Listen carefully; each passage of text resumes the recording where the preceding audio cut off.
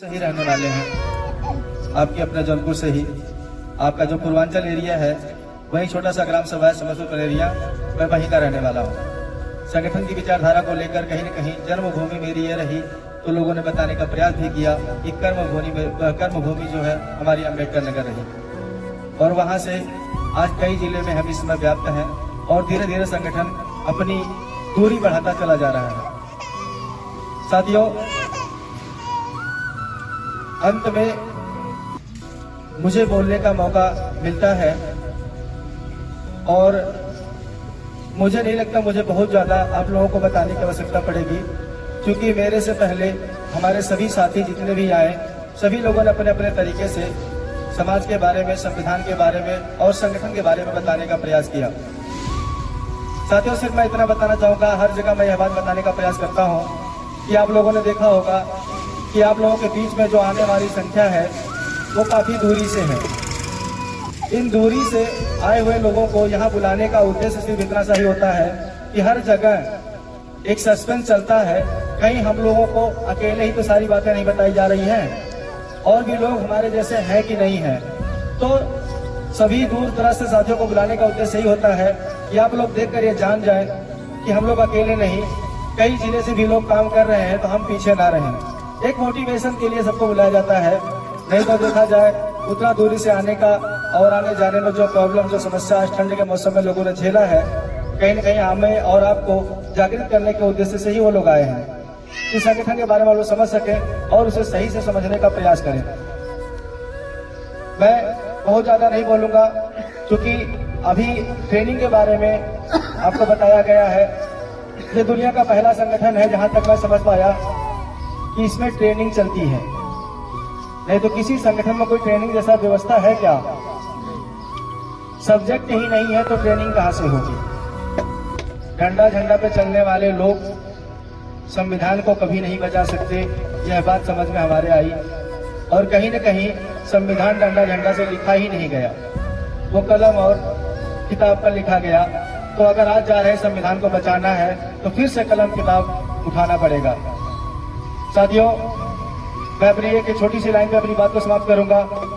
जैसा कि हम लोग जानते हैं संविधान और संविधान के बारे में हर कोई बात करता है और हर कोई बताता भी है, लेकिन संविधान का एक दूसरा रूप मेरे समझ में आया और उसी रूप को समझाने का प्रयास हम भी कर रहे हैं कि आप लोग उस रूप को समझ जाएं जो मुझे समझ में आया। संविधान मात्र एक लिखी किताब नहीं है, संविधान मात्र एक लिखी किताब नहीं है, संविधान एक तरह का हथियार है। यानी बाबा साहब ने संविधान रूपी हथियार हम लोगों को दिया, लेकिन हम लोगों को चलाना सिखा पाते कि इससे पहले ही वो इस दुनिया में नहीं रहे। अब बाबा साहब सिखा नहीं सके कि हम उस हथियार को चला सके, तो कहीं न कहीं किसी न किसी को तो यह जिम्मेदारी उठानी ही थी कि हमें संविधान जैसा हथियार चलाने का हुनर मिलना चाहिए। तो हम एसआईटी संगठन के माध्यम से जिस हथियार को चलाने का हुनर हम लोगों को नहीं मिला, बाबा साहब नहीं दे पाए, तो छोटा सा प्रयास हमने भी संगठन के माध्यम से किया है कि जो संविधान रूपी हथियार बाबा साहब ने दिया है हम सभी चलाना सीख जाएं, जिससे आने वाले वक्त में मनवादी तो हर कोई कहता है, लेकिन खत्म करने की विधि व्यवस्था किसी के पास नहीं है। अभी जैसा कि प्रधान जी ने बताया कि उन्होंने पहले स्थान पे ब्राह्मण को रखा, दूसरे पे छत्री को, तीसरे पे वैश्य को, चौथे पे शूद्र को, लेकिन किसने रखा ये बताया? नहीं रखा था, मनु ने रखा था। मनु स्मृति जिसे हम लोग कहते हैं, जिसे लागू करने की बात चलती है, वो रखने वाला व्यक्ति कोई और नहीं है, मनु है, जिसे हम लोग मनुस्मृति के नाम पर जानते हैं। मनुस्मृति का मतलब समझ लीजिए कि एक तरह से बौद्ध साम्राज्य का जब समापन हुआ तो शुक्र साम्राज्य का प्रारंभ हुआ, यानी पुष्यमित्र शुंग जिसे हम लोग जानते हैं, और आज के समय का राम जिसे हम लोग कहते हैं, वो राम ही पुष्यमित्र शुंग है। बाकी राम का कोई वास्तविक चेहरा आज तक किसी ने नहीं देखा है। सब लोगों ने फिल्म के एक्टर को देखा होगा, लेकिन राम के वास्तविक चेहरे को किसी ने आज तक नहीं देखा। तो साथियों, जो 15 दिन का समय हमने अपने सिखाने के लिए लिया है, वह 15 दिन का समय कहीं न कहीं संविधान रूपी हथियार को चलाने की हुनर आपको देगा। तो उसमें कोई भी मिस्टेक मत कीजिएगा और ध्यानपूर्वक सीखने का प्रयास कीजिएगा। उसके बाद भी अगर कोई कमी रह गई तो हम फिर छोड़ के जा नहीं रहे हैं, कहीं न कहीं ट्रेनिंग के माध्यम से और फील्ड के माध्यम से आपको बताने का प्रयास किया जाएगा। आज की मिला-जुला के मेरी जो मुझे कहना था, मेरे शब्द यहीं पे समाप्त होते हैं। और इसके आगे मैं एक बात और बताना चाहूँगा आप लोगों को कि अभी हमारी यानी कि कुछ लोगों का यहाँ पे एक नियुक्ति लेटर के रूप में आया हुआ है, कुछ लोगों को दिया भी जाएगा और जिनका बचेगा मतलब ब्लॉक अध्यक्ष के माध्यम से आप लोगों को मिल जाएगा। और अब आप लोग जो हमारी ट्रेनिंग का सेशन है, ट्रेनिंग कब से स्टार्ट होगी, कैसे होगी, क्या इसकी डेट आएगी, कौन सी जगह होगी, आपको समय आते ही बता दिया जाएगा। और ग्राम सभा जो हमारे ब्लॉक अध्यक्ष हैं उनके माध्यम से रिपोर्ट आपके पास चली जाएगी और फिर वहां से आपका ट्रेनिंग स्टार्ट होगी।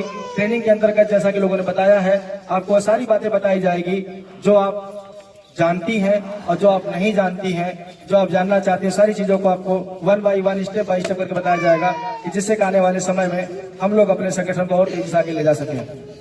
आज की मीटिंग के हिसाब से एक बात तो पता चल गया होगा कि यह मात्र एक संगठन है और सामाजिक विचारधारा पे हमें काम करना है।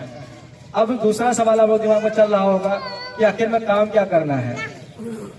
यह काम आपको समझ में आएगा 15 दिन के अंदर। कहीं न कहीं प्रचार प्रसार का ही काम है, जो आपको बताया जाएगा वही बात आगे फॉरवर्ड करनी है, लेकिन कैसे करनी है वह भी बताया जाएगा। आपको अपना बहुत ज्यादा दिमाग यूज करने की आवश्यकता नहीं पड़ेगी। इसी के साथ नमस्कार।